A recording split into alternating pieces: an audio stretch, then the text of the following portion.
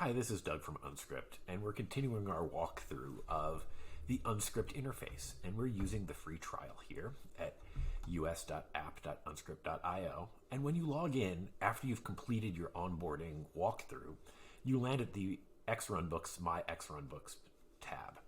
And because you've just started using this, you probably don't have any xRunBooks. You can see I have a whole bunch because I've been using the tool for a while. But let's import a runbook that's already been created by unSkript so that you can use it right away. To find the unSkript xRunBooks, you can click this button right here. You can see right now there are 42. And you can see there's a whole bunch of them, and they're paginated, so you can keep scrolling and see all the different pages. You can also sort by the different categories for each of the runbooks. So let's just sort by IAM because there's only 3 in there. And we will choose the create a new IAM user right here. And so to be able to use this runbook, what we need to do is we need to import this into the My xRunBooks section. So we'll do this, and we'll call this Doug create IAM. And then you have to choose which proxy you're going to run it in. In the free trial, there's only one proxy, so you'll use the one that you created as part of the onboarding. So now you can see in the My xRunBooks created today, you can see this create IAM is here. Now let's edit this runbook so we can get it up and running right away. So what we're going to do is, again, come over here to the 3-dot menu, and we're going to open the details. And there's a whole bunch of details here showing the parameters and the type and the descriptions. You can see how many executions there have been of this runbook. Clearly, I just created it, so there are none. You can see if there's a schedule associated with it. You can set up schedules so the runbook runs every hour, every day, every week, whatever. And you can see what environments are set up. I have 2 environments, but as you can see here, neither of them are ready because we haven't configured the runbook to be run in either of the environments. So what we're going to do next is we're going to go in and we're going to add the credentials so we can run the runbook.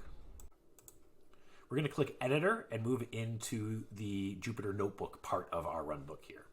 Okay, so the Jupyter Notebook has now loaded. You can see down here that it's running unSkript. It's fully initialized. You can see what build is running. Sometimes if you leave the page open a while, you need to come over here and restart the kernel by clicking down here where it says unSkript build and it says idle right now. So let's walk through the runbook really quickly. In here we can see the parameters. We've got a tag, the username that we're going to add as an IAM user named as test. And we're going to tag it with a key value pair of service dev MongoDB. And of course you can change these by clicking the edit button right here. There we go. And then we have a bunch of actions. This is the action that describes the 4 steps. This is describing it. What we'll need to do to be able to run this runbook is configure our credentials. I've already set up an AWS credential in my environment, so I can use the Doug AWS right here. And so you can also see the input value is username, key, and value. And we can scroll down, and we'll have to do this for all of them. In this case, the inputs are all using the variables coming from the parameters, so we don't need to make any changes there. What we do need to do is we just need to put in the credentials so that unSkript knows which account to log into at AWS to run these things. And then for Slack, I have a separate Slack. And now we can run each one of these actions or run the runbook. So if we click this, it's just going to run through all of the steps of the runbook here. It's completed. And this one actually errored out because we've already created a test in my account. So it walks through and it did not pass because it didn't pass the... so it didn't send the Slack message because in our Slack configuration, we have a start condition that the user was created. So let's run this again. We'll change this to test 1, 2, 3, 4. And now we can run the runbook.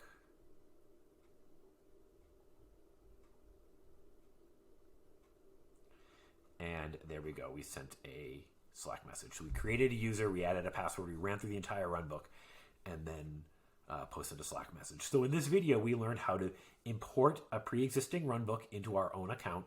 Then we configured it using the credentials that were already created, and then we ran it. Thanks for watching, and watch this space to learn more about how to use unSkript.